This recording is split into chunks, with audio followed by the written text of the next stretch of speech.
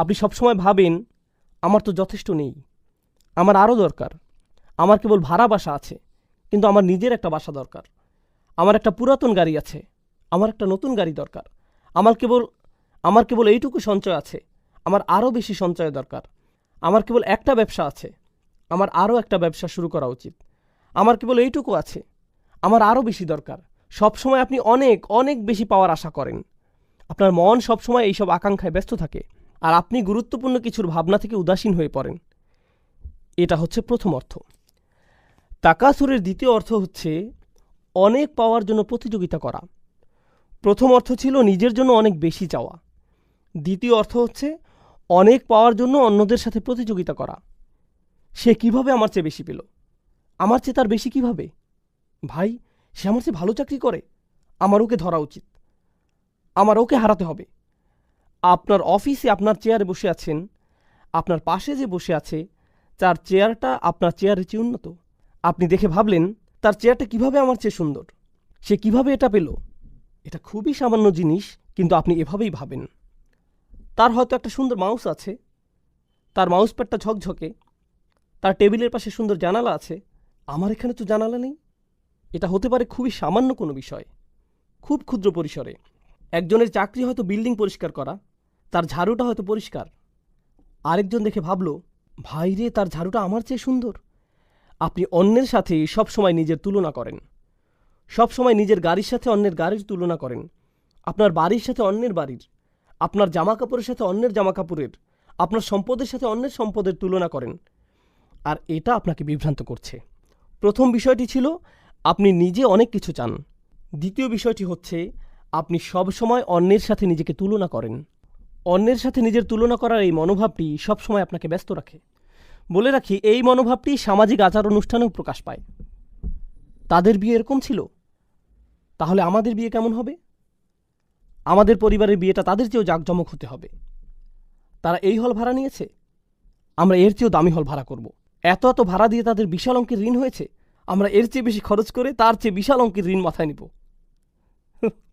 তাই না? মূল বিষয়টা হচ্ছে এই প্রতিযোগিতা সব সময় এমন হয়, এটা সব সময় হয়। আর হ্যাঁ, এটা তো অমুসলিমদের মধ্যেও হয়ে থাকে। এটা তো শুধু মুসলিমদের মধ্যেই হয়, অবশ্যই তা নয়। আল্লাহ এখানে সমগ্র মানুষের সাথে কথা বলছেন।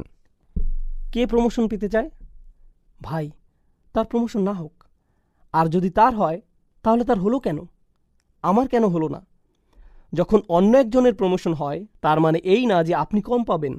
এর পরেও আপনার বাসায় খাবার থাকবে, কিন্তু এটা মানুষের প্রকৃতিগত স্বভাব। এমনকি এটা বাচ্চাদের মধ্যেও হয়ে থাকে। মনে করেন আপনার 2টি বাচ্চা আছে, এদের একজনের খাতায় তার শিক্ষক স্টার দিয়েছেন, আর অন্যজনের খাতায় স্টার দেননি। তিনি হয়তো অন্য কারো খাতায় দিয়েছেন। আপনি হয়তো বাচ্চাদের নিয়ে গাড়ি করে বাসায় ফিরছেন, সে বলল, আমি একটা স্টার পেয়েছি। অন্যজন হতাশ হলো, আমি কিছুই পাইনি। এখানে লক্ষ্য করার বিষয় হলো, সে স্টার পাক বা না পাক, প্রথম শিশুটি কি এতে কষ্ট পেয়েছে? পায়নি। কিন্তু ইতোমধ্যেই তার মধ্যে কি দেখা যাচ্ছে? প্রতিযোগিতার মনোভাব। তার যা আছে আমারও তা চাই, সে যা পায় আমি যেন তাই পাই। এটা একটা স্বাভাবিক প্রবৃত্তি। তাই আল্লাহ আজ্জা ওয়া জাল্লা এই আয়াতে এই মনোভাবটির প্রতি ইঙ্গিত করেছেন। তাহলে প্রথমটি ছিল বেশি চাওয়া, দ্বিতীয়টি হচ্ছে বেশি চাওয়ার ক্ষেত্রে প্রতিযোগিতা করা। এটা হচ্ছে দ্বিতীয় অর্থ। আসুন এবার তৃতীয় অর্থটি জানি। তৃতীয় অর্থটি হলো বেশি পাওয়ার কারণে অহংকার করা, আত-তাফাখুর মা আত-তাকাসুর। আপনার অনেক থাকার কারণে গর্ব করা। অর্থাৎ যখন কেউ আপনার কাছে আসে, সে হয়তো কোনো কিছু নিয়ে কথা বলছে, আপনি হুট করে বলে বসলেন, ও হ্যাঁ, আমি তো ওখান থেকে গ্র্যাজুয়েশন করেছি। ওহো, বলে রাখি, এই গাড়িটা আমি মাত্র 2 মাস আগে কিনেছি, খুব ভালো দামে পেয়েছি, মাত্র 37 লাখ, ইত্যাদি ইত্যাদি। সে কি আপনাকে জিজ্ঞেস করেছে আপনার গাড়ি আছে কিনা? সে তো জিজ্ঞেস করেনি, কিন্তু কোনো কারণ ছাড়াই আপনার তাকে বলতে ইচ্ছে হয়েছে। কারণ তাকাসুর থেকে আমরা বুঝতে পারছি এটা কেবল এমন নয় যে শুধু আপনার থাকলেই হবে, বরং আপনি অন্যদেরকে এটা বলতে স্বাচ্ছন্দ্য বোধ করেন। আপনি অন্যদের জানাতে চান যে আপনি খুব ভালো চাকরি করছেন, আপনার এটা আছে, ওটা আছে। তাহলে 3টি বিষয় হলো, তাই না? এবার আসুন চতুর্থ বিষয়। আরবিতে বাবে তাফাউলের 2টি বিষয় রয়েছে। এতে আছে মুফাআলা, যার অর্থ মানুষ একে অপরের সাথে প্রতিযোগিতা করছে। আমরা এটা জেনেছি। তাকাসুরের চতুর্থ বিষয়টি হচ্ছে এমন কিছু যা ভাগ করে নেওয়া যায়। তাওয়ানু, শুধু প্রতিযোগিতা নয়, বরং একে অপরের সহযোগিতা। চতুর্থ বিষয়টি থেকে বোঝা যায় আপনাদের সবারই এটা আছে। আমাদের সবারই বেশি পাওয়ার আকাঙ্ক্ষা আছে। এমন নয় যে একজনের নেই অপরজনের আছে। আমাদের প্রত্যেকেরই বেশি পাওয়ার আকাঙ্ক্ষা আছে। আমাদের প্রত্যেকেরই এটা আছে। আর অনেক অনেক বেশি পাওয়ার আকাঙ্ক্ষাই, একে অপরের সাথে প্রতিযোগিতা করার ইচ্ছাই আমাদের সবাইকে এক করেছে। বলে রাখি, এটা এমন একটি সার্বজনীন বিষয় যা বিভিন্ন ধর্মের, ভিন্ন বর্ণের, ভিন্ন জাতির, ভিন্ন বয়সের মানুষকে এক করেছে। আমরা অনেকভাবে আলাদা হতে পারি, তাই না? কিন্তু আমাদের সবার মধ্যে কোন জিনিসটি সার্বজনীন? আমরা বেশি চাই। আমাদের যা আছে আমরা তার চেয়েও বেশি চাই। আমাদের যা আছে তাই নিয়ে আমরা সুখী নই। আর আল্লাহ বলেন, এই মনোভাব, এই চিন্তা প্রক্রিয়া আপনাকে বিভ্রান্ত করেছে, আপনাকে ভুলিয়ে দিয়েছে। কিন্তু আরবিতে যখন ইলহা শব্দটি ব্যবহৃত হয়, তখন এই প্রশ্নটি চলে আসে যে কিসের থেকে ভুলিয়ে দিয়েছে? আচ্ছা, বুঝলাম আমাকে ভুলিয়ে দিয়েছে। আপনি যখন আমাকে ভুলিয়ে দিয়েছে বলেন, স্বাভাবিকভাবে একটা প্রশ্ন চলে আসে, কিসের থেকে ভুলিয়ে দিয়েছে? আমি কাজের কথা ভুলে গিয়েছি, আমি স্কুলের কথা ভুলে গিয়েছি, আমি কিসের কথা ভুলে গিয়েছি? এটি জানতে হলে আরবিতে একটি আন যোগ করতে হয়। আমি আপনাদের যে আয়াতটি বলেছি, লা তুলহিকুম আমওয়ালুকুম ওয়ালা আওলাদুকুম, এরপর আল্লাহ যোগ করলেন আন যিকরিল্লাহ। আপনার সম্পদ ও সন্তান যেন আপনাকে ভুলিয়ে দিতে না পারে। কিসের থেকে? আল্লাহর স্মরণ থেকে। এখানে কিছু একটা থেকে বলা হয়েছে, এখানে বাড়তি তথ্য যোগ করা হয়েছে। এই তথ্যটি দিয়ে আপনাদের উত্তর দেওয়া হয়েছে। এখন এই সূরায় আল্লাহ আজ্জা জাল্লা আন আইশাইইন বলেননি। তিনি কি বলেছেন? আমাদের ভোলার ব্যাপারে তিনি কি বলছেন? এখানে তিনি উন্মুক্ত রেখেছেন। উন্মুক্ত রাখার মাহাত্ম্য হচ্ছে এটা ইতলাকে পরিণত হয়েছে, এটা শর্তহীন হয়েছে। আপনি নিজে খুঁজে বের করুন। আল্লাহ চান যেন আমরা নিজে খুঁজে বের করি আমরা কি থেকে ভুলে আছি। কিছু আলেম মন্তব্য করেছেন, প্রথমত আমরা সত্য থেকে ভুলে আছি, যে আমাদের সত্যের পথে ডাকছে, আমরা তার প্রতি উদাসীন আছি। সে আপনাকে গুরুত্বপূর্ণ কিছুর প্রতি ডাকছে। ভাই, আমি কাজে ব্যস্ত আছি। কেউ আপনার কাছে এসে বলল, ভাই চলো আমরা কোরআন থেকে কিছু শিখি, চলো আমরা নবী সাল্লাল্লাহু আলাইহি সাল্লামের সুন্নাহ থেকে কিছু শিখি। ভাই, আমি এখন ব্যস্ত। আর আল্লাহ তাআলা বলছেন, আপনার এই ব্যস্ততা আসলে কেবল উদাসীনতা, আর এটাই আপনাকে সত্য থেকে দূরে রেখেছে। এটা আপনাকে সত্য থেকে দূরে রেখেছে। এটা একটা মন্তব্য, সত্যের প্রতি উদাসীন থাকা। তাফসিরে আমরা আলেমদের আরেকটি মন্তব্য পাই, সেটা হলো নিজেকে ভালোভাবে দেখা থেকে দূরে থাকা, মুহাসাবা। এটা আপনাকে নিজেকে দেখা থেকে ভুলিয়ে দিয়েছে। আমি আমার জীবনে কি করছি, আমি কিসের পিছনে ছুটছি। আর হ্যাঁ, আপনি যখন কোনো কিছুর পেছনে ছুটেন আর তা পেয়ে যান, আপনার সেগুলো বিরক্ত লাগা শুরু হয়। তখন আপনি অন্য কিছুর পেছনে ছোটেন, তারপর সেটাও আপনার বিরক্ত লাগে। এরপর আপনি অন্য কিছু খোঁজেন। আমাদের সবারই এমন হয়। আপনি যদি একটি বাড়ি কিনতে চান আর আপনি বাড়ি কিনে ফেলেন, তখন কি হয়? কিছুদিন পরে অন্য একজনের বাড়ি দেখতে আপনার বাড়ির চেয়ে সুন্দর মনে হয়, তাই না? এটা বিরক্ত লাগতে শুরু করে। আপনি পুনরায় সাজান। কিছুদিন পর আবার বিরক্ত লাগা শুরু করে। যখন আপনার সন্তান খুব করে একটা ভিডিও গেমের আবদার করে, আপনি সেটা কিনে দেন। তারা সেটা কয়দিন খেলে, কিছুদিন যায়, তারা গেমে জিতে যায়, শেষ। তারা বিরক্ত হয়ে পড়ে। নতুন কোনো মুভি আসলো। অনেক দিন আগে, আমি তখন নিউ ইয়র্কে ছিলাম, আমি এমনটি বলেছিলাম, স্টার ওয়ার বা এরকম কোনো মুভি হবে। এর আগেরটা সম্ভবত 70-এর দশকে বের হয়েছিল। এরপরে তার সিকুয়েল বের হলো। জানি না এখন এমন হয় কি না। নিউ ইয়র্কের রাস্তায় বিশাল হুলস্থুল লেগে গিয়েছিল। কেবলমাত্র একটি হলে সেটা রিলিজ পেয়েছিল। আর সেটার লাইন এত লম্বা ছিল যে হজের জন্য পাসপোর্টের লাইনের চেয়েও সেটা কয়েক গুণ বড় ছিল। অসংখ্য মানুষ সেই মুভি দেখার জন্য লাইনে দাঁড়িয়েছিল। সারা রাত তারা দাঁড়িয়ে যেন কিয়াম করছে, যেন সেই মুভিটা দেখতে পারে। তারা সেই মুভির জন্য সব কিছু ছেড়ে লাইনে দাঁড়িয়েছিল। কেউ কেউ তো মনে হচ্ছিল যেন ইসলামের পোশাক পরা ছিল। তারা স্টার ওয়ার্সের বিভিন্ন জামা কাপড় পরে, মুখে ছবি এঁকে, হই হুল্লোড় করে লাইনে দাঁড়িয়েছিল, যেন তারা মুভিটা দেখতে পারে। তারা তখন অন্য কিছুই চায়নি। আপনি যদি তখন সেই মুহূর্তে তাদেরকে কোনো কিছু নিয়ে বলেন, আপনি যদি বলেন আপনি কি এই কাজটা করবেন বা অন্য কিছু করবেন, না না না না, আমি এখন লাইনে দাঁড়াবো, যখন তাদের মুভি দেখা শেষ হয়, বের হয়ে তারা কি বলে, এর চেয়েও ভালো হতে পারত, না অতটা ভালো ছিল না, স্পেশাল ইফেক্টগুলো কিছুটা রংচঙে ছিল, এটা সেটা। ভাই, আপনি এটা এত বেশি করে চেয়েছিলেন, আর কি হলো? আপনি বিভ্রান্ত হয়েছেন। আপনি ভেবেছেন এটা আপনাকে সুখী করবে, আর এজন্যই আপনি এটা করেছেন। আর যখন আপনি এটা শেষ করলেন, আপনি কি সুখী হয়েছেন? না, আপনি তখন অন্য কিছু নিয়ে পড়ে গিয়েছেন। ভাই, এখন আমাকে তৃতীয়টির জন্য অপেক্ষা করতে হবে। এখন আপনি পরবর্তীটার জন্য অপেক্ষা করছেন। তাহলে আপনি নিজেকে বিভ্রান্ত করেই যাচ্ছেন। আপনি একটু থেমে নিজেকে জিজ্ঞেস করছেন না, ভাই আমি তো কখনোই তৃপ্ত হচ্ছি না। যখনই আমি কিছু পেয়ে যাই, তারপর আমার অন্য কিছু দরকার হয়। আমি কখনোই তৃপ্ত হই না, আমার প্রয়োজন ফুরায় না। তাহলে এটা আপনাকে আপনার নিজের দিকে তাকানো থেকেও দূরে রাখে। এটা আপনাকে আপনার জীবনের উদ্দেশ্যের প্রতি তাকানো থেকে দূরে রাখে। এই বিভ্রান্তি, এই চাহিদা, এই প্রতিযোগিতা আপনাকে এই প্রশ্ন থেকে দূরে রাখে যে আমি কেন এই পৃথিবীতে এলাম। এখানে আমার কাজ কি শুধু একটা কিছুর পেছনে ছোটা, এরপর অন্য কিছুর পেছনে ছোটা, তারপর আরেকটা কিছুর প্রতি ছোটা, তারপর কবরে চলে যাওয়া, এইগুলোই? এই জন্যই কি আমি এখানে এসেছি? এই জন্যই কি আমাকে এখানে পাঠানো হয়েছে? কারণ পশু পাখিরা এসব করে। তারা খায়, তারপর তারা আবার ক্ষুধার্ত হয়ে পড়ে, তাই তারা আবার খায়, এরপর আবার ক্ষুধার্ত হয়ে পড়ে। এরপর একটা পশুর সাথে আমার পার্থক্য কি? যদি এজন্যই আমি এখানে এসে থাকি, তাহলে একটা পশুর সাথে আমার পার্থক্য কী রইল?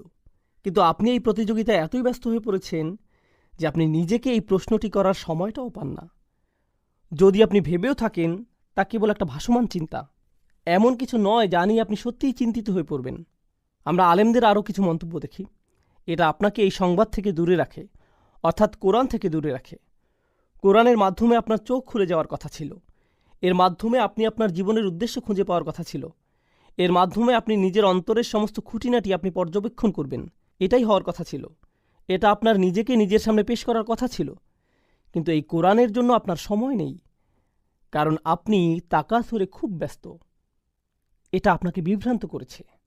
তবে সবচেয়ে অসাধারণ মন্তব্যটি বলতে গেলে, গত সূরাটি কী ছিল আপনাদের মনে আছে? সূরা করিয়া, আল করিয়া, জোরে করা নাড়া শব্দ শুরুতে, আর শেষে হাবিয়া। আল্লাহ বলেন আল্হাকুমুত তাকাসুর। এটা এত বড় বিভ্রান্তি যে এমনকি এটা আপনাকে আল করিয়া থেকেও দূরে রাখে। পুরো পৃথিবী একদিন কেঁপে উঠবে, এমন সত্য থেকে এটা আপনাকে দূরে রাখে। জাহান্নামের আগুন আমাদের সামনে চলে আসবে। কিছু মানুষের পাল্লা ভারী হবে, কিছু মানুষের পাল্লা হালকা হবে। যে পরম সত্য সম্পর্কে আপনি জেনেছেন, আপনি মুখস্থ করেছেন, যা আপনি তিলাওয়াত করেন। আমাদের অনেকেই সূরাটি তিলাওয়াত করেন, কারণ সূরাটি বেশ ছোট আর আমাদের সময় কম, তাই আমরা এই সূরাটি পড়ি। যদিও আমরা এটা পড়ি, তবুও আমরা এই বাস্তবতা থেকে দূরে সরে আছি। এটা কিভাবে সম্ভব? আল্হাকুমুত তাকাসুর, সুবহানাল্লাহ। সূরার শুরুতেই আল্লাহ এমন ঘোষণা দিয়েছেন। এখন আসুন এই আয়াত সম্পর্কে আলেমদের আরও কিছু মন্তব্য দেখি। প্রথমে আমরা এই সূরার সাথে সূরা আদিয়াতের সম্পর্ক আলোচনা করব। আপনাদের মনে আছে সূরা আদিয়াতে আমরা দুনিয়ার প্রতি আমাদের মনোভাব নিয়ে পড়েছিলাম? এই সূরাতেও তাই। ওই সূরাটিতে আল্লাহ বলেন, ইন্নাল ইনসানা লিরব্বিহি লাকানুদ, নিশ্চয়ই মানুষ তার রবের প্রতি বড়ই অকৃতজ্ঞ। ওয়া ইন্নাহু আলা যালিকা লাশাহিদ, আর নিশ্চয়ই সে এই বিষয়ে সাক্ষী। ওয়া ইন্নাহু লিহুব্বিল খৈরি লাশাদীদ, আর নিশ্চয়ই সে ধন সম্পদের প্রতি খুবই আসক্ত। দুনিয়ার সব কিছু খুবই আকর্ষণীয়। এখন আল্লাহ এখানে বলছেন এসবের প্রতি তোমার ভালোবাসা অনেক বেশি। তিনি আগের সূরায় এমনটি বলেছিলেন। এই সূরায় তিনি কি বলছেন? তিনি বলছেন এসবের প্রতি তোমার ভালোবাসা এতটাই গভীর যে এগুলো তোমাকে ভুলিয়ে দিচ্ছে। তাহলে এখানে তিনি পরবর্তী অবস্থার কথা বলছেন। সেটা কি? এটা আপনাকে ভুলিয়ে দেয়। এই দুইটি প্রত্যক্ষ সম্পর্কযুক্ত। জামাকশারি মন্তব্য করেছেন, ইদা শাগালাত, অর্থাৎ এই চাওয়ার আশা তোমাকে ব্যস্ত রাখে। শুধুমাত্র আপনার মনেই নয়, বরং আপনার আচরণেও এটা আপনাকে ব্যস্ত রাখে। তিনি কাফিরদের এভাবে সংজ্ঞায়িত করেছেন, আত্তাবারি ফিল কাসরা আত্তাবাহি বিহা, নিজের অনেক আছে, এটা মানুষকে দেখিয়ে বেড়ানো, সেই সাথে এটা দেখিয়ে গর্ব অনুভব করা। যেমন কেউ বলল, আমাদের অনেক কিছু আছে। এটা শুনে অন্যজন বলল, না, আমাদের তার চেয়েও বেশি আছে। এভাবে কার বেশি আছে আর কার কম আছে এর হিসাব করতে করতে আপনার জীবন অতিবাহিত। সুবহানাল্লাহ। শাওকানি রহমাহুল্লাহ তাকাসুর নিয়ে মন্তব্য করেছেন, তারা একে অপরকে কার কি বেশি আছে সেটা দেখিয়ে বেড়ায়। খুবই গুরুত্বপূর্ণ কথা বলেছেন। তিনি বলেছেন, এখানে বিভ্রান্তি বলতে টাকা পয়সা অথবা সন্তানটিকে বোঝানো হতে পারে। আল্লাহ যে বিভ্রান্তির কথা বলেছেন তা হল সম্পদ আর সন্তান। তিনি কেন এমনটি বললেন? আরেকটি জায়গায় ইলহা কিভাবে ব্যবহৃত হয়েছে? আল্লাহ বলেন, লা তুলহিকুম আমওয়ালুকুম ওয়ালা আওলাদুকুম। বিভ্রান্তি বলতে কোরআনের সম্পদ ও সন্তানকে বোঝানো হয়েছে। এটা এক জায়গায় এসেছে। অন্য জায়গায় আমরা তাকাসুরের বর্ণনা পাই। সূরা হাদীদে আল্লাহ বলছেন, তাকাসুরুন ফিল আমওয়ালি ওয়াল আওলাদ। তাহলে আয়াতের প্রথম শব্দ ইলার সাথে আমরা আমওয়াল ও আওলাদ এই দুটি শব্দ পাই। দ্বিতীয় শব্দ তাকাসুরের সাথেও আমরা আমওয়াল ও আওলাদ পাই। আমরা এই উভয় ক্ষেত্রেই পাই। তাহলে সম্পদ ও সন্তান উভয়ই আমরা বেশি চাই। কিন্তু আমরা দেখছি যে আমাদের জীবনের আসল উদ্দেশ্যের দৃষ্টিকোণ থেকে এই দুইটি আমাদের জন্য বিভ্রান্তি। এগুলো হতে পারে বড় বিভ্রান্তির কারণ। তাকাসুর ফিল আওলাদ, এটা নিয়ে ছোট একটা সন্দেহ নিরসন করা প্রয়োজন। সন্তানের ক্ষেত্রে বেশি যাওয়ার ব্যাপারে এটা দিয়ে কয়েকটি বিষয় বোঝায়। এটা কেবলমাত্র বেশি সন্তান নেওয়াকে বোঝায় না। বেশি বলতে অনেক সন্তান থাকাকেই শুধু বোঝায় না।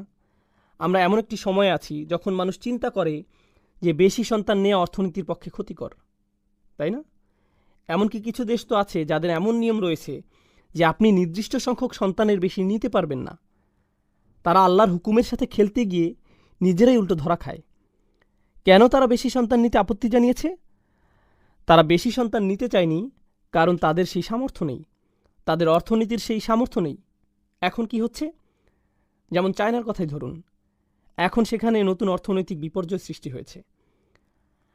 আমাদের দেশের অবকাঠামোগত চাহিদা মেটানোর জন্য যথেষ্ট জনবল নেই, কারণ আমরা জনসংখ্যা বাড়তে দেইনি। তাই সেখানে এখন নতুন ধরনের অর্থনৈতিক বিপর্যয় দেখা যাচ্ছে, জনসংখ্যা রোধ করে, যেটা তারা নিজেরাই সৃষ্টি করেছে। সুবহানাল্লাহ।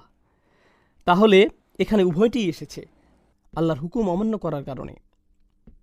যাই হোক, এর দ্বিতীয় অর্থটি হলো, যখন আল্লাহ বলেন তাকাসুর ফিল আওলাদ, এটা দিয়ে বোঝায় আপনি আপনার সন্তানের জন্য বেশি চান। অর্থাৎ আমার অন্যদের চেয়ে বেশি পেতে হবে। এই প্রতিযোগিতা আপনার সন্তানের মধ্য দিয়ে প্রকাশ পায়। আপনি বলেন, আমার সন্তান যেন অন্য সন্তানদের চেয়ে বেশি পায়, আমার ছেলে যেন দলে সুযোগ পায়। অন্য একজন সুযোগ পেল, কেন সে সুযোগ পেল? আমার ছেলে পরীক্ষায় বি পেয়েছে, কেন সে বি পেল? আমি শিক্ষকের নামে অভিযোগ দেব। তার সন্তান কিভাবে এ প্লাস পেল? তার ছেলে আমার ছেলের উপরে কিভাবে? আপনার ছেলে বি পেয়েছে তার নিজের কারণে, এর সাথে তার ছেলের কোনো সম্পর্ক নেই। কিন্তু আপনি সব সময় আপনার সাথে অন্যের তুলনা করতে থাকেন, সব সময় তুলনা করেন। এটা শুধু আপনার ছোট মানসিকতার পরিচয় নয়, আপনার সন্তানের উপরও এর প্রভাব পড়ে। তাহলে আল্লাহ তাআলা বলেন, আচ্ছা, আল্লাহ কি বলছেন সেটা জানার আগে আমরা আরও কিছু মন্তব্য করে নিই। ইবনে আব্বাস রাদিয়াল্লাহু তাআলা আনহু বলেন, এই আয়াতের খুবই চমৎকার একটি পাঠ। তিনি শুরুতে একটি অতিরিক্ত হামজা দিয়ে পড়তেন, আলহাকুমুত তাকাসুর অথবা আলহাকুমুত তাকাসুর। এটা দিয়ে কি বোঝায় জানেন? অনেক চাওয়ার এই প্রতিযোগিতায় বেশি বেশি পাওয়ার চাহিদা কি তোমাকে ব্যস্ত রাখে? আসলে তিনি এটিকে একটি প্রশ্নের মতো করে পড়তেন। তিনি এই আয়াতটিকে একটি প্রশ্ন হিসেবে পড়তেন। অনেক সময় এমন হয়, যখন আপনি কাউকে তিরস্কার করেন, আপনি তার দিকে প্রশ্ন ছুড়ে দেন, আমি কি তোমাকে এটা করতে বলেছি? তুমি এমন একটি কাজ করলে। আপনি কিন্তু বলেন না যে তুমি এটা করেছ, আপনি বলেন তুমি এমন কাজ করেছ। তুমি কি আমাকে বলবে যে তুমি এটা কেন করলে, কিভাবে করলে? আপনি এইভাবে প্রশ্ন ছুড়ে দেন, যেন এটা একটা জাজার, মানে কাউকে তিরস্কার করা, কাউকে ভর্ৎসনা করা। ইবনে আব্বাস রাদিয়াল্লাহু তাআলা আনহু আয়াতটিকে এভাবে পড়তেন। আবু মুসলিমের মন্তব্যটি আমরা আগে পড়েছি। তার মন্তব্যটি মূলত ছিল এমন যে এটা মানুষের মধ্যে ভাগ করে নেওয়া যায়। তাহলে আমরা এটা জানি ইনশাআল্লাহ তাআলা। প্রথম আয়াতের ব্যাপারে আমরা সর্বশেষ কোরআনের আরেকটি জায়গায় দেখব, যেটা আছে সূরা কাহফে। আলহাকুমুত তাকাসুরের একটি সুন্দর ব্যাখ্যা। আপনারা তো দুই কৃষকের গল্প জানেন, যাদের একজনের ছিল একটি ছোট বাগান, অন্যজনের ছিল তার চেয়ে বেশ বড় একটি বাগান। সে কিভাবে তাকাসুর প্রকাশ করল? সে গরিব কৃষককে বলল, ধনী কৃষক গরিব কৃষককে বলল, আনা আকসরু মিনকা মালান ও আযু নাফারা, সম্পদের দিক থেকে আমি তোমার চেয়ে বড়, জনবলের দিক থেকেও আমি তোমার উপরে। আমার অনেকগুলো সন্তান আছে যারা আমার ব্যবসা দেখছে, তোমার দেখার মতো কেউ নেই, তুমি একা। সে বলল, নাহনু আকসার। অপরজন বলল, নাহনু আকসার। অর্থাৎ এখানে সে মূলত অপরজনকে তাকাসুর দেখাচ্ছে। এখানে কিছু বিষয় আছে। আমি যদিও আপনাদের বলেছি যে এটাই শেষ মন্তব্য, তবুও এই মন্তব্যটি পড়া উচিত, এটা গুরুত্বপূর্ণ ইনশাআল্লাহ। এখানে বলা হচ্ছে যে আল্লাহ বলছেন এটা তোমাকে বিভ্রান্ত করছে, কিন্তু তিনি এটা বলেননি যে কি তোমাকে বিভ্রান্ত করছে। এটা শাওকানি রহমাহুল্লাহর মন্তব্য। তিনি বলছেন, অলাম ইয়াকুল আনকাদা, তিনি এখানে বলেননি যে মানুষ কিসে বিভ্রান্ত হয়, বাল আতলাকাহ, বরং তিনি এটাকে শর্তহীন করেছেন। কারণ এটাকে শর্তহীন করায় তাচ্ছিল্য, তিরস্কার বা সমালোচনার জন্য এটা আরও অলঙ্কারপূর্ণ হয়েছে। তিনি বলেন একে উন্মুক্ত করার কারণে কিসে কিসে মানুষ বিভ্রান্ত হয় তার দরজা আপনার জন্য উন্মুক্ত রইল। আমরা একটু আগে জীবনের উদ্দেশ্য খোঁজা, নিজেই নিজেকে দেখা, এসব নিয়ে আলোচনা করেছি। এসবের প্রতি আপনি উদাসীন থাকেন, তাই এই সব দরজাই এখন আপনার সামনে খোলা, এবং একে উন্মুক্ত রাখার কারণে এটা সার্বজনীন হয়ে গিয়েছে। অর্থাৎ এখানে কেবল একটি বিভ্রান্তি নিয়ে কথা বলা হচ্ছে না, বরং অনেক কিছুতেই আপনার মনোযোগী হওয়া উচিত। এগুলোর কারণে আপনি কোনো কিছুতেই মনোযোগ দেন না, এটা হচ্ছে আরেকটি সুবিধা। এখানে বাগ্যিতার রীতি মানা হয়েছে, এটা হচ্ছে আরবি অলঙ্কার শাস্ত্রের একটি পাঠ। যখন কোনো কিছু উল্লেখ করা থাকে না, এর মাহাত্ম্য রয়েছে। এর অর্থ হচ্ছে এই তাকাসুর আপনাকে সব কিছু থেকে ব্যস্ত রাখছে, যা নিয়ে আপনার ব্যস্ত থাকার কথা ছিল। তথাপি মিনাত তাআতিল্লাহ, আল্লাহর আনুগত্য থেকে শুরু করে ওয়াল আমালিল আখিরাহ, আখিরাতের জন্য প্রস্তুতি নেওয়া পর্যন্ত, এগুলো নিয়েই আপনার ব্যস্ত থাকার কথা ছিল, কিন্তু এটা আপনাকে এই সব থেকে দূরে সরিয়ে রেখেছে। এই ছিল প্রথম আয়াতের ব্যাপারে সর্বশেষ মন্তব্য। আল্লাহ বলেন, হাত্তা জুরতুমুল মাকাবির। যারা মানে কারো সাথে দেখা করা, জিয়ারাহ মানে কারো সাথে দেখা করা। উর্দুতে আমরা বলি জিয়ারাত কারনা, এরকম কাছাকাছি শব্দ, কারো সাথে দেখা করা। কিন্তু প্রাচীন আরবি ভাষায় এর আরেকটি অর্থ আছে, সেটা হলো কারো সাথে দেখা করা ও তাকে জড়িয়ে ধরা, বুকে বুক মিলানো, একেও জিয়ারা বলা হয়ে থাকে। আপনি কেবলমাত্র কারো সাথে দেখাই করেন না, আপনি তাকে জড়িয়েও ধরেন। আর আল্লাহ এখানে বলে রাখি, আপনি যখন কারো সাথে দেখা করেন সেটা কি স্থায়ী না অস্থায়ী? এটা অস্থায়ী, আপনি একটু পরেই চলে যাবেন। এখানে এই অর্থটিও আছে, মানে আপনি কারো সাথে দেখা করতে গিয়েছেন, আপনি দেখা করেছেন, এরপর আপনি চলে গিয়েছেন। আল্লাহ এখানে বলেছেন হাত্তা জুরতুমুল মাকাবির, যতক্ষণ পর্যন্ত আপনি কবরের সাথে দেখা করছেন বা সাক্ষাৎ করছেন। আক্ষরিক অর্থে বললে যতক্ষণ না আপনি কবরের সাথে সাক্ষাৎ করছেন। যখন আপনি কারোর সাথে দেখা করেন, আপনি তার জন্য প্রস্তুতি রাখেন, আপনি প্রস্তুতি নিয়ে দেখা করেন। আপনার ভালো লাগুক বা না লাগুক, আপনার তার সাথে দেখা করতেই হবে। আর এখানে আপনি কার সাথে দেখা করছেন? আপনার কবরের সাথে। এখানে জিয়ারা শব্দটির সাথে মাকাবির ব্যবহার করার কারণে আমরা একটা জিনিস বুঝতে পারছি যে আমরা কবরে চিরকাল থাকব না, কেননা জিয়ারা বলতে অস্থায়ী বোঝায়। আল্লাহ জিয়ারা শব্দটির সাথে জান্নাত বা জাহান্নাম ব্যবহার করেননি, তিনি ব্যবহার করেছেন মাকাবির, কবরের সাথে। আপনি যদি আরেকটি সূরা দেখেন, দুনিয়ার প্রতি মনোভাব নিয়ে অপর আরেকটি সূরা কি? সূরা আদিয়াত। আফালা ইয়ালামু ইযা বু'সিরা মা ফিল কুবুর, তবে কি সে জানে না যে কবরে যা আছে তা কখন উত্থিত হবে?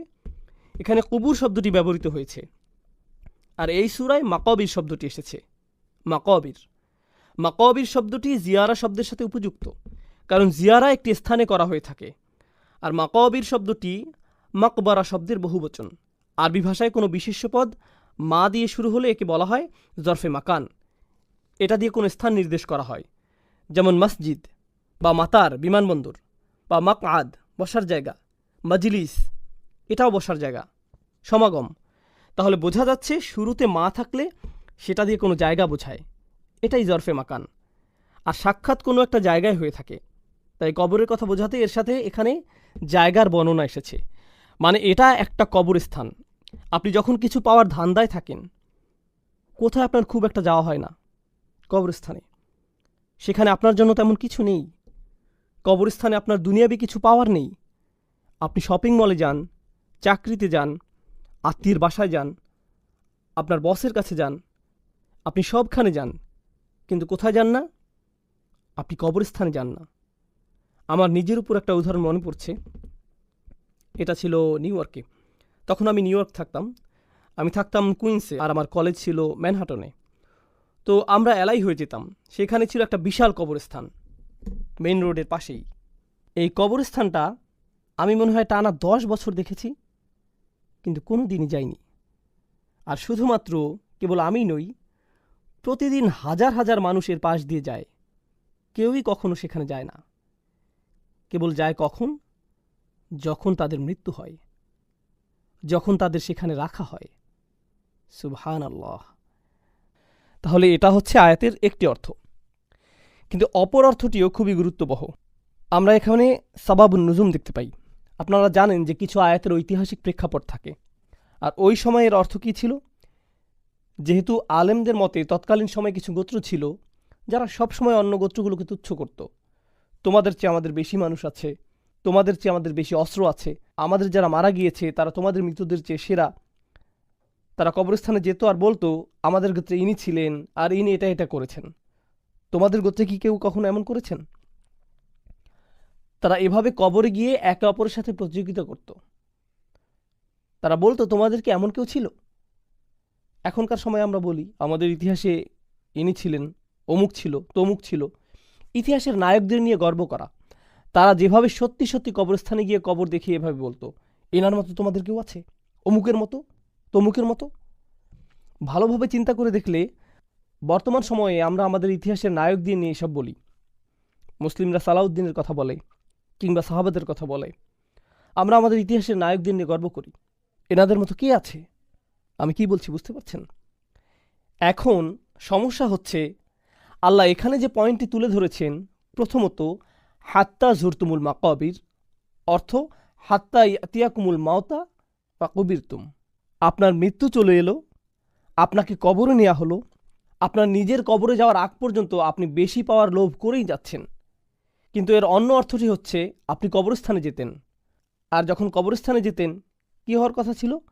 আপনার মনে পড়ার কথা ছিল যে আপনি কোথায় যাচ্ছেন, কিন্তু আপনি কবরস্থানেই যাচ্ছেন একে অপরকে দেখিয়ে তুচ্ছ করার উদ্দেশ্যে। যেখানে এই কবরস্থানে যাওয়াই আপনার জীবনের উদ্দেশ্য বোঝার জন্য সবচেয়ে সহজ রাস্তা হবার কথা ছিল। আপনি যদি খুব বেশি ধার্মিক না হন, আপনি যদি খুব বেশি আখিরাত নিয়ে না ভাবেন, আপনি যদি বছরের পর বছর নামাজ না পড়েন, যদি কারো দাফনে যান, হয়তো আপনি এর আগে কখনো যাননি, জানাজার পর সব আনুষ্ঠানিকতা শেষে আপনি দাফন করতে গেলেন, আপনি যদি কেবল সেখানে যান, এটা আপনাকে একটা ধার্মিক অভিজ্ঞতা দেবে। শুধু কবরস্থানে হেঁটে কবরের নাম পরিচয়গুলো পড়লেই, অমুক মানুষ এত বছরে মারা গেছে, আরেকজন 20 বছরে মারা গেছে, আরেকজন হয়তো 6 মাসে মারা গেছে, আরেকজন দেখলেন 83 বছরে মারা গেছে, আরেকজন 31 বছরে মারা গেছে। নিজের বয়সী একজনকে পেলেন, একজন মহিলা, আরেকজন পুরুষ, আরেকজন মহিলা। আপনি এগুলো পড়ছেন আর কার কথা ভাবছেন? আপনার নিজের কথা। এটা আপনার চোখ খুলে দিবে। আপনার নিজের চোখ খোলার জন্য কবরস্থান অনেক ভালো জায়গা, নিজের দিকে তাকানোর জন্য এটা উপযুক্ত জায়গা। আর আমরা এমন মানুষ যে আমরা সেই কবরস্থানকেই কিনা তাকাসুরে পরিণত করেছি। আমরা এখানে থেকেও শিক্ষা নিতে পারি না, আমরা অন্ধ হয়ে পড়েছি। এজন্য এখানে অতীতকাল এসেছে। আল্লাহ এটা তোমাকে অন্ধ করেছে। এটা তোমাকে অন্ধ করবে তা নয়, এটা ইতোমধ্যেই তোমাকে অন্ধ করেছে। অন্যভাবে বললে, তোমাদের নিয়ে কোনো আশা নেই। যদি এখানে বলা হতো এটা তোমাদের অন্ধ করবে, সেখানে কিছুটা আশা ছিল। এটা হতেও পারে, নাও হতে পারে। হয়তো আমি পরিবর্তিত হব, কারণ আমার সেই যোগ্যতা আছে। কিন্তু যেহেতু ইতোমধ্যেই তা হয়ে গেছে, সুতরাং এখন আর কোনো আশা নেই। সুবহানাল্লাহ।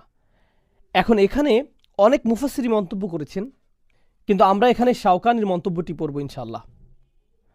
এখানে তিনি বলেছেন, তারা সেই সব কবরস্থানগুলোতে যেত, ফায়াকুলুনা হাযা কবর ফুলান ওয়া হাযা কবর ফুলান ইফতাখিরুনা বিযালিক।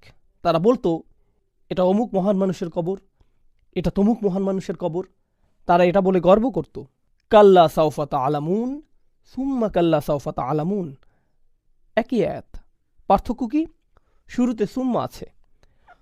সরল অনুবাদ হচ্ছে কাল্লা, প্রথমে কাল্লা শব্দটি দেখি। কাল্লা বিমাআনা হাক্কা, কাল্লা অর্থ অবশ্যই। শব্দগতভাবে কাল্লা অর্থ কোনো মতেই না, কোনোভাবেই না, কোনোভাবেই না। অর্থাৎ আপনার এই অন্ধত্ব চিরকাল থাকবে না, অবশ্যই থাকবে না। শীঘ্রই আপনি জেগে উঠবেন। আর যখন আপনি জেগে উঠবেন, আপনি নিজে থেকেই বলবেন, আমি কি করেছি, আমি কিভাবে এতটা অন্ধ হয়ে গিয়েছি। আপনি দেখবেন কিছু মানুষ আছে যারা দুনিয়ার মোহে এতটাই অন্ধ, আপনি যদি তাদের ঘুম ভাঙানোর চেষ্টা করেন, আপনি যদি তাদের জীবনের অর্থ বলার চেষ্টা করেন, তারা এটা শুনতেই আগ্রহী না। আপনি মনে মনে ভাবেন, ভাই এই লোকটি কোনোদিন সত্য উপলব্ধি করবে না, একে নিয়ে কোনো আশা নেই, এই লোকটি কোনোদিনই বুঝবে না। আল্লাহ তাদের উদ্দেশ্যে বলেন, কাল্লা, না, একদিন সময় আসবে, অবশ্যই তারা শুনবে, কোনো অন্ধত্ব থাকবে না। আর এটা কিন্তু কবরে যাওয়ার পর, তাদের দাফনের পর। তাহলে কাল্লা সাউফা তাআলামুন প্রথম আয়াত, খুব তাড়াতাড়ি তুমি বুঝতে পারবে। সা তাআলামুন অর্থ শীঘ্রই তুমি বুঝতে পারবে। সাউফা তাআলামুন, খুব শীঘ্রই তুমি এটা বুঝতে পারবে। মানে হচ্ছে তোমার মৃত্যু খুবই কাছে। এটা শুধু কাছে নয়, বরং খুবই কাছে। যখনই তোমার মৃত্যু আসবে তুমি বুঝতে পারবে। আলী রাদিয়াল্লাহু তাআলা আনহু বলেন, আন-নাসু নিয়াম, মানুষ ঘুমাচ্ছে। তিনি বলেন মানুষ ঘুমাচ্ছে, আর যখন তারা মৃত্যুবরণ করবে তারা জেগে উঠবে, মরার পরই তারা জেগে উঠবে। এই আয়াতটি সম্পর্কে তিনি এমন মন্তব্য করেছেন রাদিয়াল্লাহু আনহু। তাহলে আমরা দেখতে পাচ্ছি কাল্লা সাউফা তাআলামুন, শীঘ্রই তুমি বুঝতে পারবে। কখন বুঝতে পারবে? আপনি বুঝতে পারবেন যখন আপনি কবরে যাবেন। ভাই আমার কি করা উচিত ছিল, আমার কি নিয়ে ব্যস্ত থাকা উচিত ছিল, আপনি খুব শীঘ্রই বুঝতে পারবেন যখন আপনি কবরে যাবেন।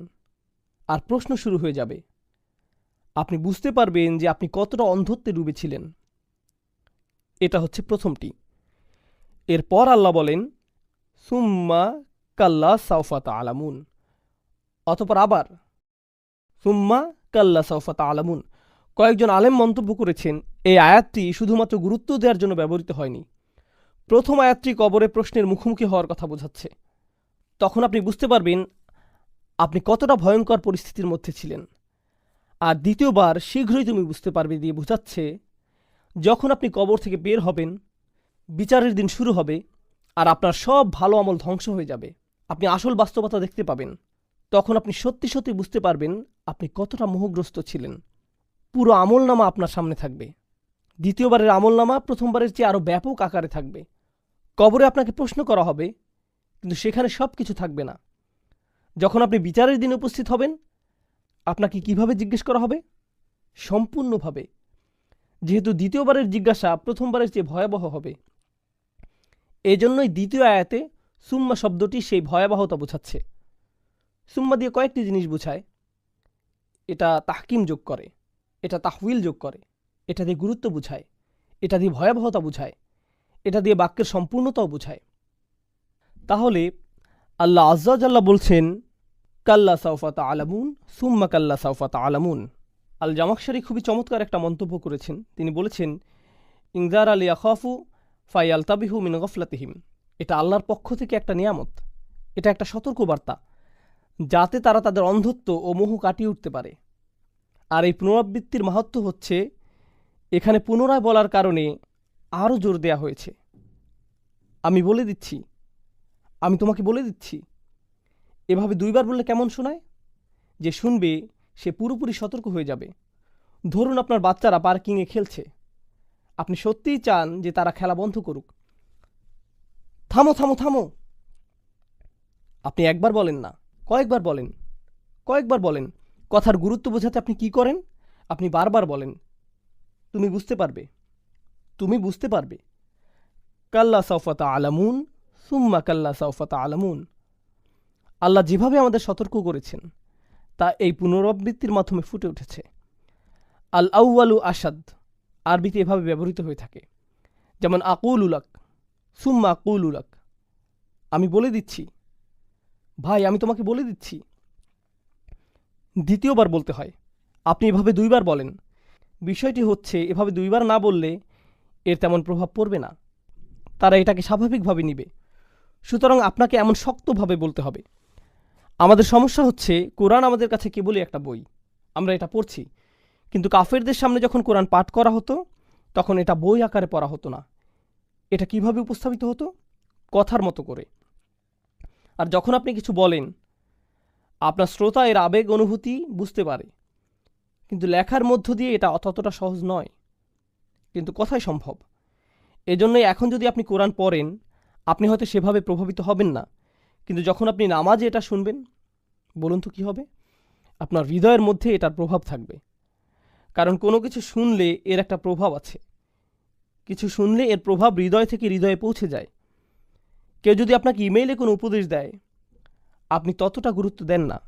কেউ যদি আপনাকে ফোন করে কিছু বলে, আপনি যথেষ্ট গুরুত্ব দেন, কারণ যখন আপনি তার কথা শুনেন, এটা আপনার হৃদয়ে পৌঁছে যায়।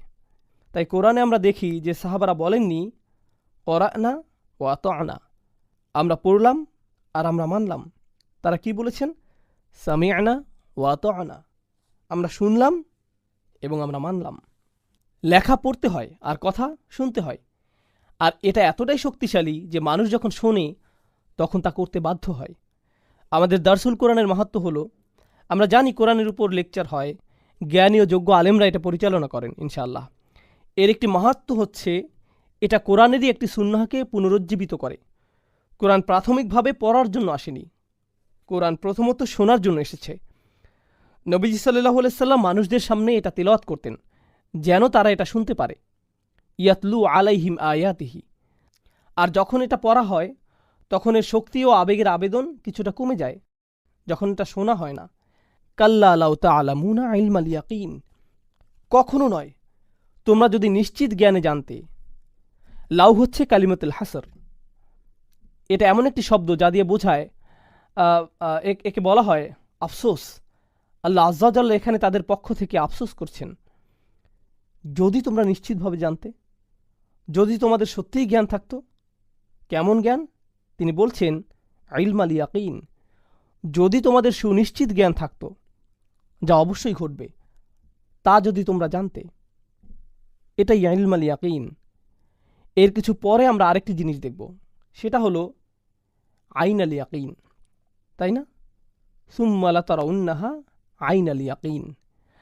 তাহলে এখানে দুইটি বিষয়, একটি হচ্ছে সুনিশ্চিত জ্ঞান, অপরটি হলো সুনিশ্চিত চোখ। এগুলো বর্ণনাত্মক বাক্য, আমরা এগুলো নিয়ে পরে আলোচনা করব ইনশাআল্লাহ তাআলা। এরপর আমরা দেখি যে কোরআনে তৃতীয় আরেকটি বিষয় উল্লেখ করা হয়েছে যা দুইবার এসেছে। আল্লাহ আজ্জা ওয়া জাল্লা হাক্কুল ইয়াকিন শব্দটি ব্যবহার করেছেন, ওয়া ইন্নাহু লা হাক্কুল ইয়াকিন। তাহলে প্রথমে হচ্ছে ইলমাল ইয়াকিন, আইনাল ইয়াকিন এবং হাক্কুল ইয়াকিন, তিনটি বিষয়। এই আয়াত বোঝার আগে আমাদের এই তিনটি বিষয় বুঝে নিতে হবে। তাহলে আসুন এগুলো বুঝে নেই ইনশাআল্লাহ তাআলা। প্রথমে আসুন ইয়াকিন শব্দটি দেখি। এই তিনটির মধ্যে এই শব্দটি কমন আছে, এর মধ্যে দুইটি এই সূরাতেই রয়েছে। কোন দুইটি? ইলমাল ইয়াকিন, আইনাল ইয়াকিন। আর তৃতীয় বিষয়টি এই সূরায় আসেনি। এটা কোথায় এসেছে? হাক্কুল ইয়াকিন। তাহলে প্রথমে আসুন আমরা এর অর্থ জেনে নেই।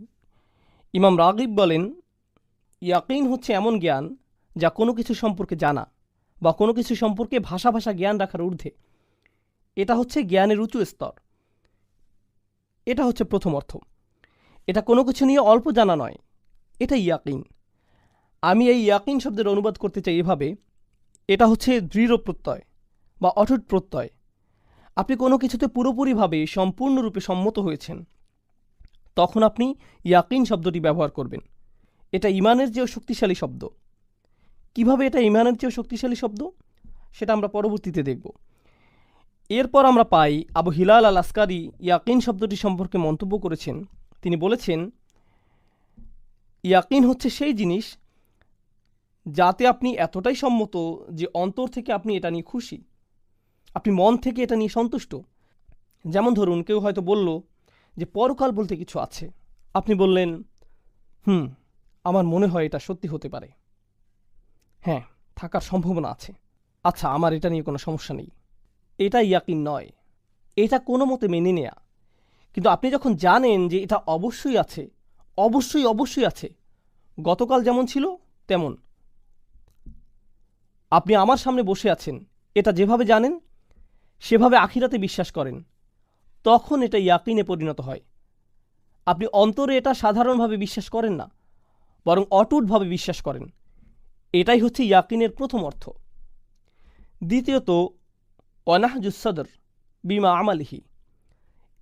আসলে এটা দ্বিতীয় অর্থ। প্রথমটি ছিল সুকুনুন নফস, যার মানে আপনি এটা নিয়ে দ্বিতীয়বার ভাববেন না, এটা নিয়ে আপনি পুনরায় চিন্তা করেন না, এটা আপনি এ ব্যাপারে নিশ্চিত, আপনার কাছে এটাই সত্যিকার বাস্তবতা। আপনি এটা নিয়ে দৃঢ় প্রতিজ্ঞ, যা নিয়ে আপনি দ্বিতীয়বার ভাবেন না। তাহলে এই হচ্ছে এর দুইটি মর্মার্থ। একটি হচ্ছে আপনি এটা নিয়ে দ্বিতীয়বার ভাববেন না, আর দ্বিতীয়ত আপনি এই বাস্তবতা নিয়ে পুরোপুরি সন্তুষ্ট। এখন কোরআনে ইয়াকিন শব্দটি কিভাবে ব্যবহৃত হয়েছে? আমরা পাই ইয়াকিন শব্দটি মৃত্যু বোঝাতে ব্যবহৃত হয়েছে। হাত্তা আতান আল ইয়াকিন ও আবুদ রব্বাকা হাত্তা ইয়াতিয়াকাল ইয়াকিন। ইয়াকিন শব্দটি মৃত্যু বর্ণনা এসেছে। কেন? এমনকি কাফেরও কিসে বিশ্বাস করে? মৃত্যুতে। মৃত্যুতে। আপনি আখিরাতে অবিশ্বাস করতে পারেন, আপনি কবরের প্রশ্নগুলোকে অবিশ্বাস করতে পারেন, আপনি জান্নাত জাহান্নামকে অবিশ্বাস করতে পারেন, ঠিক আছে। কোনো সুস্থ স্বাভাবিক মানুষ মৃত্যুর প্রতি অবিশ্বাস করতে পারে না। এটাই হচ্ছে সুনিশ্চিত বিশ্বাস। যে কোনো আলোচনার শুরুই এটা, যে কারো জন্যই। কোন জিনিসটি সবাই সুনিশ্চিত বলে বিশ্বাস করে? ভবিষ্যতের কোন জিনিসটি আমরা নিশ্চিত বলে জানি? মৃত্যু। একেবারে সুনিশ্চিত। তাহলে এটা সবার জন্যই এতটা নিশ্চিত একটি বিষয় যে আল্লাহ এখানে ইয়াকিন শব্দটি ব্যবহার করেছেন। এখন আমরা কোরআনে পাই যে যখন আপনি এটা বিশ্বাস করবেন, এটাকে আপনি নিশ্চিত বলে জানবেন, কিন্তু আপনি একে অন্তরে ধারণ করতে চান না। আমরা এমনটি কোরআনেও দেখতে পাই। আল্লাহ বলেন, যখন আপনি তাদেরকে শেষ সময়ের কথা বলেন, তারা বলে, আচ্ছা, আমরা এটা নিয়ে ভেবেছি। শুধুমাত্র ভেবেছি, এর বেশি কিছু নয়।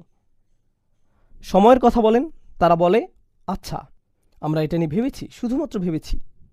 আমার মনে হয় এটা হলেও হতে পারে, কিন্তু আমরা পুরোপুরি নিশ্চিত নই। অমা নাহনু বিমুস্তাইকিনিন। আমরা এ বিষয়ে দৃঢ় বিশ্বাসী নই। শুনে এটাকে বেশ চমৎকার মনে হচ্ছে ভাই। তোমাদের মুসলিমদের ধর্মবিশ্বাস খুবই চমৎকার মনে হচ্ছে। এভাবেই তারা বলে, কিন্তু তারা এটাকে ইস্তিকান করে না, তারা একে অন্তরে ধারণ করে না। তাহলে যার ইয়াকিন নেই সে এমন বেদনাদায়ক মন্তব্য করে। তাহলে এখন আসুন আমরা ইলম আল ইয়াকিন, আইন আল ইয়াকিন আর হাক্কুল ইয়াকিন এই সম্পর্কে জানি। আমি আপনাদের উদাহরণ দিয়ে বোঝাবো। আপনি হয়তো গাড়ি চালাচ্ছেন, হঠাৎ আপনি কিছু ধোঁয়া দেখলেন। আপনি কোনো আগুন দেখতে পাননি, আপনি শুধুমাত্র ধোঁয়া দেখেছেন। আপনি সেই ধোঁয়া দেখেই বুঝে গেছেন যে আশেপাশে কোথাও কি আছে? আগুন আছে। কিন্তু আপনি কি আগুন দেখছেন? না। আপনি আপনার জ্ঞানের মাধ্যমে বুঝতে পারছেন যে যেহেতু এখানে ধোঁয়া দেখা যাচ্ছে, নিশ্চয়ই আশেপাশে কোনো আগুন থেকে এটা আসছে। আপনি আপনার নিজের চোখে দেখেননি, নিজের জ্ঞান থেকে আপনি এটা বুঝতে পারছেন। এটাই হলো ইলম আল ইয়াকিন।